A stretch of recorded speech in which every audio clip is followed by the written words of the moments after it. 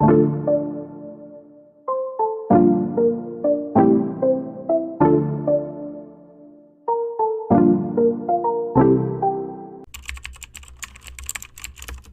guys, and welcome back to another episode of the Weight of It podcast. I'm Rose, also known as Run with Rose, and I'll be your host as per. So today we are going to have a Valentine's special. Obviously, love is in the air. It's Valentine's week, Lovers Week, whatever you want to call it. I know we're doing Galentine, some of us, but I kind of feel like I really wanted to just talk about love, and I wanted to do it by myself and just not have any guests, because I just think there's certain things that I want to say to you guys, and there's certain things that I feel like, I just really want to share. I just want to share. So for those of you that don't know, and this is actually the last time I mention this, because at this point I'm actually not giving this guy more royalties to my brand than he already has. So this is the last time I'm ever mentioning this again. But obviously, for those of you that don't know, when I started Running Rose, I had just come out of I just had a really ugly heartbreak. Like, it was my first heartbreak. I was at 24 going 25, and it just flogged me, guys. The flogging was serious. Like, this guy showed me pepper. Like, it was peak. Obviously, praise God, I've rose against it and I've kept going, but at the time it was really difficult. And at the same time I had that heartbreak, I had some like friendship breakups as well, so it was like a season of just heartbreak, like in general. And I feel like, right now it's I'm sure a lot of us are seeing all the Valentine's content and the lovers content and all that stuff, and I just felt like I want to contribute a little bit to this discussion, but from a different point of view. So like I said, I was heartbroken and I just didn't know what to do with all those emotions. I used to be very reactive in nature. It's something that God is generally still working in me, because I can pop off. Like, I can pop off for real, but I think I'm not as reactive I used to be. But in that season, my like reactivity level was at like 100, and I just remember just not getting what I felt I needed in this situation with this person, and just constantly feeling like down about it, because I didn't know how to process like feeling sad or feeling like low about it. I was just angry. That's the truth. I was just angry, and that's where running came in. I had tried running a little bit, like not too long before things ended, but I feel like once it ended, it was just like, it was me and them running shoes against the world. Like, I was running like for kingdom come. Like, I was running like literally my life depended on it. And I just remember, like, I'll never forget, there was one time I was running and it was like 2019, like that summer was hot, and I remember running uphill. It was like 25 degrees and I was running, and then I remember when I came back round and I was in the field, I remember I just sat on a bench, guys. I sat on a bench like I'm on EastEnders, yeah, and I was crying. And that's when I said, no, Rose, this is serious what you're going through. Like, guys, I'll just never forget the way I cried there, because I just couldn't believe I'm actually here sitting on a bench in the public like crying. Like, who have I become? Like, when, and I used to be those kind of girls that it could never be me, and then it was me. And I just remember, like, the person that I was with at the time, this is a lot of now oversharing coming. I did feel like the kind of girls that he was entertaining outside of me had a particular look, had a particular body frame, just had a look. And I think there was part of me that used to feel like, oh, okay, is it because I'm big? Is it because I'm, I don't have a big bum? Is it because I don't have big breasts? Is it because my waist isn't tiny? All that stuff. And although I tried not to like focus on those thoughts when I was running and exercising, I can't lie and also act like, it wasn't something that I would think about. And I just remember I used to really like pre the girls he was like entertaining on the side, and just, like I said, just comparing myself to them. And then it became this thing of me like wanting to like kind of revenge snap back, if that makes sense, to be like, oh, now look what you lost, da, da, da, da, da.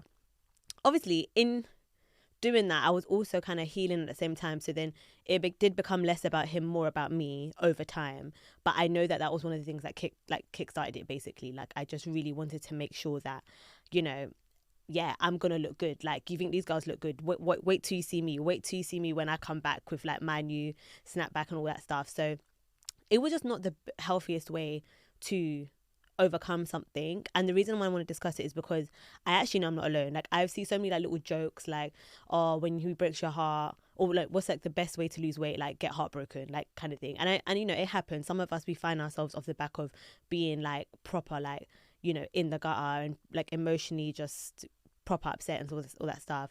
But I do just want to like highlight the fact that, you know, when it does come to love, like, you know, I really, really hope that every single person listening gets with somebody that just appreciates you for you, because I just feel like we're constantly in a journey. Like, this is the whole reason this podcast has come about.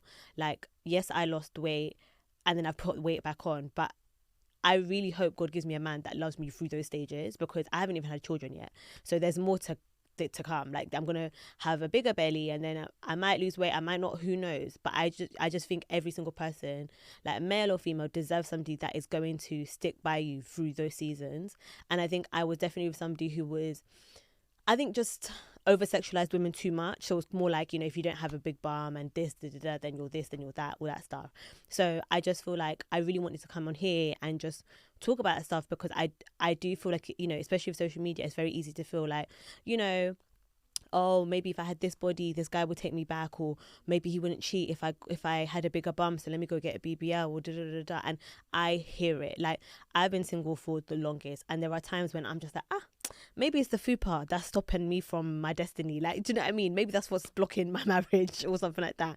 And I know it sounds silly, and I know it might sound a bit pathetic, but these are the kind of things that do go through my mind. And I don't want to come on here and just act like I'm every day, like I'm just constantly like, yeah, you've got this, Rose, you're beautiful, you're fearfully and wonderfully made. No, sometimes I don't feel fearfully and wonderfully made. Sometimes I don't. And that's the truth.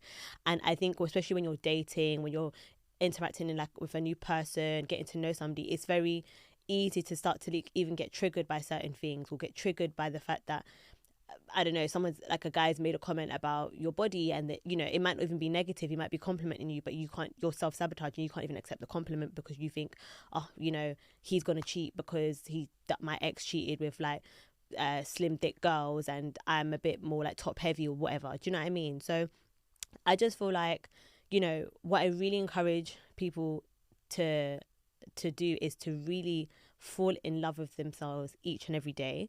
Like, I'll be the first. Listen, right now, these jeans I'm wearing are tight. Like, they are tight, but I'ma still rock them. I'ma still believe that I'm that girl, and I'm gonna still continuously be intentional, fall in love with myself. Because if you don't, I'm telling you, you cannot expect somebody else to do it. I feel like the more, like, even when I look back at the times when I was really big, yeah, I was still confident. But then when I have the seasons where like I was maybe also big, but I'm not confident, just even the interactions I have with people are different. Like, I'm second guessing why somebody has moved to me. I'm second guessing this, I'm second guessing that. But I just generally feel like if you're confident in whatever size you're in, you will attract somebody who also respects you and values you in whatever size you're in. And I feel like we're constantly on, you know, this road to improvement. We're constantly on this journey of improvement across all areas: physical, mental, financial, spiritual, whatever that may be. And I think sometimes as women, there's extra pressure on us to look a certain way all the time. That's the maddest thing. It's not like, oh, just be slim in your 20s. It's like, you got to be slim in your 20s. When you have your babies, snap back within 6 months. Then you got to stay slim till you literally die. Like, and it's just not realistic for some people. And I think we're now in a stage now in life where people are willing to actually go and have surgical procedures, which, like, you know, the death rate is high, you know. And once again, I'm not here to knock people that have done all that stuff. Do what you've got to do. But I just feel like it just the world just cannot revolve around men. It just can't. And I just feel like you all deserve to be loved by somebody that genuinely appreciates all stages of you. Because some of us, we're just pushing 30. Some of us have already crossed over, not be saying crossed over, but have gone over 30 already. And like, we still got a lifetime to go. And if what somebody says about your body today is gonna knock you and really, really like belittle you to the point that you have to go and get a surgical procedure for it, you need to really question if that person is someone that should be in your life in the first place. Like, I'm so happy that, like, even like with the guy that I was with in the past, like, I didn't let it get to where it could have got to. Because I'll be real, like, because of the kind of girls he was entertaining, so now you start preying that stuff, and now in your algorithm you're just seeing all these kind of like BBL girls, and you're just thinking, should I go Turkey? Should I go do this? Should I go, like, do you know what I mean? And I really, like, it really used to get to me, like, to the point that when I'm out and about, I would notice girls who had the shape of the girls that he was like entertaining on the side. And like I said, where I'm a confident person, I'll act like something isn't bothering me. So I'll act like I don't care, but I cared. And it took a very long time. It took healing. It took therapy for me to really unlearn some of that stuff. So, and then on top of that, I was also trying to lose weight when I was talking to him as well. Do you know what I mean? So it just also didn't feel, it just felt like it was constantly this thing like nagging at me, like, okay, cool, I'm trying to lose weight, I'm trying to get myself together, but you're actively talking to girls who have this shape, and there's nothing wrong with these girls having this shape, but you know, when it was an area where I lacked confidence and I was insecure about. And I think it was only when I became honest with myself that I'm insecure about this particular area, that I was actually able to do something from a place of love. But I think when I was ignoring it and acting like this thing didn't bother me, and it was like, oh yeah, I'm just going gym because, you know, health is wealth, da da da da, like you could see in the way I would handle things, the way I'd get insecure about things, the way I'd be react to things, the way I'd be triggered by things. Like, do you know what I mean? And I think the first step is to just admit your insecurities. Everybody's got them, but if you're not aware of them, you're not going to be able to know how to manage your triggers, how to manage your emotions, how to manage your reactions. And I think when I look back at that time of my life, just across the board, the way I handled situations was literally just not like, it really was not my proudest moment. It wasn't something that I look back and be like, yeah, you know, I did the right thing. Like, there were some things I just shouldn't have handled it that way, but I was in a complete state of insecurity, a complete state of like feeling like, oh, okay, well, I don't look good enough, I don't do this enough, I don't da. So I just want everyone listening to just know, like, I've been there, and if you are there, I really, really, really pray to God that you do get through it, and like you get through it from a place of love, because I couldn't have bullied myself into looking better. I couldn't have bullied myself or hated myself into improving the way I look. Because the truth is, even though I was weight training, even though I was running, even though I was vegan, if I look back at it, I didn't do it in the most healthiest way. Like, I'm happy I got the results I wanted, but it wasn't in the healthiest way. And I feel like this is what has been challenging this time around, because I'm trying to do it in a healthy way. I'm trying to just work out 5 times a week. I'm trying not to restrict my eating too much. I'm trying to weight train, and the results are definitely taking longer, but I just hope they're more sustainable, because I'm doing it from a place of love, doing it from a place of, you know, appreciation for myself, doing it from a place of like value and high self-esteem and all that stuff. But I think before, it was from a place of, you know, I felt really broken. I was completely low. I felt like there was something a bit competitive about the way in which I was doing things as well. And also it was from a place of vanity. Like, I just wanted him to look at me and be like, wow, yeah, you look good now. Do you know what I mean? I needed that validation, and I needed him to like basically feel like he lost out. Do you know what I mean? And honestly, guys, you can't win in life when you go about things that way. You can't, when you're trying to come from a bitter angle, you can't.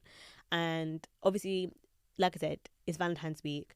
For some people, you might be like triggered, or, you know, you're being reminded of a heartbreak. You might be, being reminded of what you used to have. Maybe you did have a good love and it's ended or whatever. I don't know, but I just want you to know that you really have to do things from a place of love with you first. Like, it genuinely starts within. And I know it sounds so cliche, so soppy, self-love. No, but these lot did not lie when they said that. Like, when I really went on my journey of trying to understand why I do things the way I do, starting to understand myself more, understanding why things trigger me, because it's very easy for me to be like, oh, he's triggered me because he's doing this, but why does that bother me? Like, why does that genuinely rub me up the wrong way to the point that I'm now moving mad? Like, do you know what I mean? And I think until you embark on that journey for yourself, the whole like love, relationship, marriage, it will never grow to what it is you want it to grow, because you haven't watered yourself first. Do you understand? So I really hope that you guys do take the time out to like learn yourself, understand yourself, educate, you know, yourself about yourself, and just really take that time to do it. Because even though I did things like I had like the self-help books, I was like spending time with God, it wasn't consistent. So I think that whole process took years. Like, even my understanding of men today has really only come off the back of therapy in 2023. Like, that's when I really started to understand, like, okay, like, this is how I handle things, but this is maybe how I ought to handle things, because this is the kind of relationship I want. So you have to think about, what kind of love do you want for yourself? What kind of relationship do you want for yourself? What kind of household do you want for yourself? And then work backwards. Okay, the other things you're doing meeting that expectation? Because it's very easy to be like, he has to do this. If he does this, is an ick. If he doesn't do this, is an ick. But girl, what are your icks? What are the things that you're not doing? What are the things that you need to be better at? What are the things that you need to be more disciplined on? You know, I think, you know, if you're improving on your health and fitness, if you're going to the gym, you're eating healthy, do it for you. Do it for you first, because everything has to flow through you. The love that you want to give to somebody, the love that you want to receive, the love has to first be in you. So that's like my, I don't know, I guess it's like kind of like a Valentine's confession. This has been very open and raw, because I have spoken about my heartbreak, but I don't think I've necessarily spoken about actually how badly it did get me at the time. But like I said, this is the last time I'm bringing this guy up. I cannot bring him up again. I'm telling you guys, like, it has to end now. Listen, may the next guy I bring up, let it be my husband. Let it be my husband that I'm referring to. But in terms of, like, you know, love and health and fitness, guys, please pour that love into yourself. When you're going to the gym, please speak life into yourself. Don't bully yourself to do 20 minutes in Stairmaster. Don't bully yourself to have to go to a run. I know we've got that toxic, you know, work hard, I'll sleep when I'm dead type of culture, but don't tap into that. Honestly, it's not worth it. Pour into yourself the way you wish other people should pour into you. Put yourself first, and also be compassionate and give yourself grace about the things that you did wrong in the past. Be so open to willing to learn more about yourself. Humble yourself enough to take correction from those around you, from those that genuinely want the best from you. Like, there's nothing better than correction. And just remember that, you know, you've literally got a whole life to live. Don't let something that happened in your 20s or your 30s or your 40s like stop you or make you feel like, you know, like harden your heart. Like, be open to love and just allow love to flow through you. And yeah, that's my prayer and that's my wish for all of you. So happy Valentine's, happy Galentine's, whatever you're doing. I hope you have a good day. I hope you enjoy the week. I hope that, you know, when you're listening to this, you can just stay like motivated to, like, on whatever journey you're on. If it's a journey of healing, I genuinely hope that you receive the peace that you desire. If you're on a journey of, you know, restoration and just restoring the love that, you know, you once lost, or something you lost in a relationship, I pray that God restores that for you. And I really just pray that all of you just continue to like project light and love, because the more of that we have, the better the world will be. So yeah, I hope that you found this episode helpful. If there's anything that, you know, you feel you resonated with, please feel free to comment below. Feel free to you know, drop me a little DM. Like I said, this was me really oversharing. So guys, you know, please be kind, because this was a very vulnerable episode.